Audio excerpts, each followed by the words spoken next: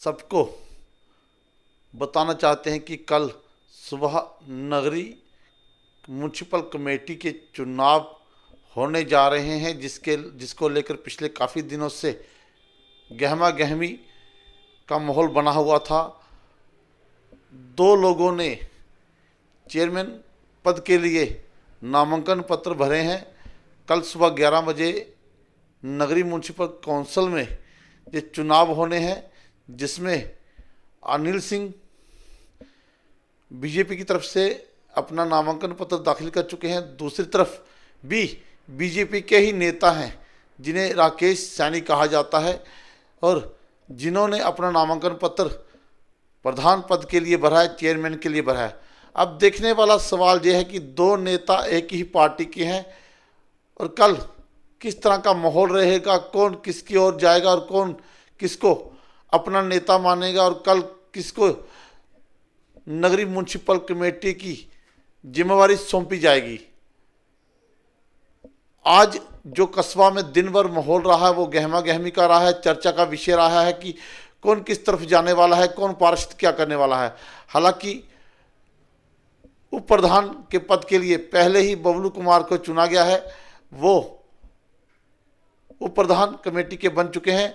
वहीं इस समय आज की रात भी कहीं ना कहीं नेताओं को, पार्षदों को एक दूसरे की मनाने का जो एक दौर है वो जारी रहेगा और शायद जारी भी है।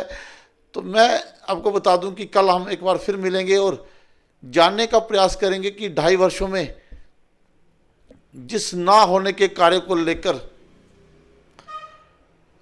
कुछ पार्षद नाराज रहे, उसे लेकर आगे किस तरह की रणनीति बनाई जाएगी ताकि कस्बा नगरी में वो विकास दिखा जा सके जिसके लिए कुछ पार्षद नाराज दिखते थे। हालांकि नगरी के विकास की बात की जाए तो हमेशा ही राजनीति का शिकार रहा है नगरी का जो विकास है।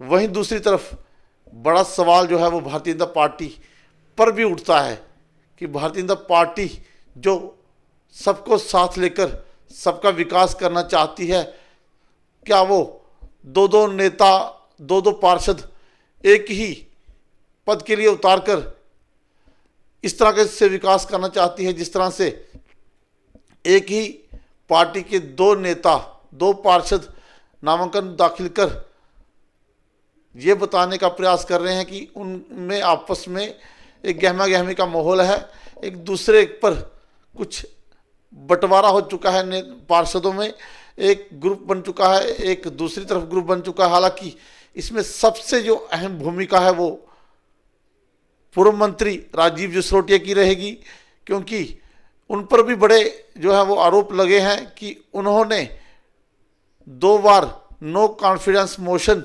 लाने का प्रयास किया था, उनकी तरफ से ही ये प्रयास किया गया था। ये कहना था मौजूदा नामांकन पत्र भरने वाले राकेश सैनी का।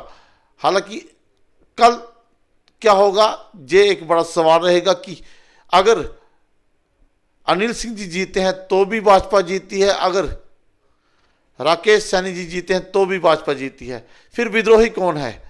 क्या विद्रोही जो लोग, जो जनता जो ये उम्मीद लगाकर बैठी है कि उनके क्षेत्र का विकास होगा, जिसे लेकर जनता पिछले काफ़ी दिनों से चर्चा का, जनता में काफ़ी दिनों से, पिछले दिनों से चर्चा का विषय बना हुआ है। हम कल भी आपको ये तस्वीरें दिखाएंगे और दिखाने का, कुछ लोगों से बात करने का भी प्रयास करेंगे ताकि कल जिस तरह से मतदान होगा जिसमें नगरी के वार्ड के 13 पार्षद अपने एक प्रधान को चुनेंगे।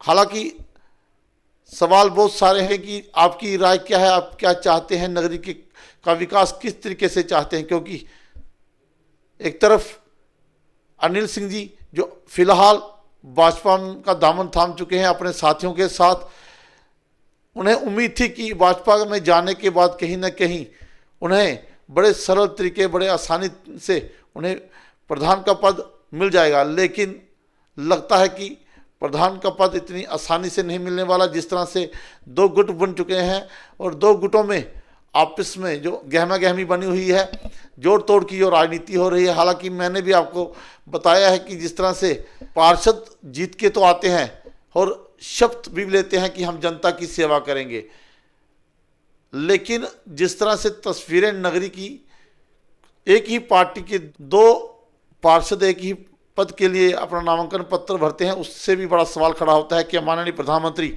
सबका साथ सबका विकास का जो नारा देते थे, क्या वो इसी को लेकर देते थे, जहाँ उनका कहना था कि सत्ता को साथ लेकर देश का विकास किया जाएगा, क्षेत्र का विकास किया जाएगा। अब इन्हीं सवालों के साथ मैं आपको छोड़ चला हूँ, अपनी राय जरूर दीजिए, क्योंकि आपकी राय बहुत महत्वपूर्ण है। कल क्या होगा ये भी कल हम आपको बताएंगे। नगरी म्यूनसिपल काउंसिल के बाहर लोगों से भी बात करने का प्रयास करेंगे कि किस तरह का बदलाव देखना चाहते हैं। क्या भाजपा इस तरह से बदलाव करेगी कि अपने दो नेताओं को, अपने दो पार्षदों को एक ही पद के लिए नामांकन पत्र भरवाकर आपस में चूहे बिल्ली का खेल जो खेला जा रहा है, उसे कहीं ना कहीं जनता के मन में बहुत सारे सवाल होंगे। इसी सवालों के साथ छोड़ चला हूं मैं राजकुमार। देखते रहिए SJK। धन्यवाद। फिर मिलते हैं कल 11 बजे, जहां चुनाव होंगे।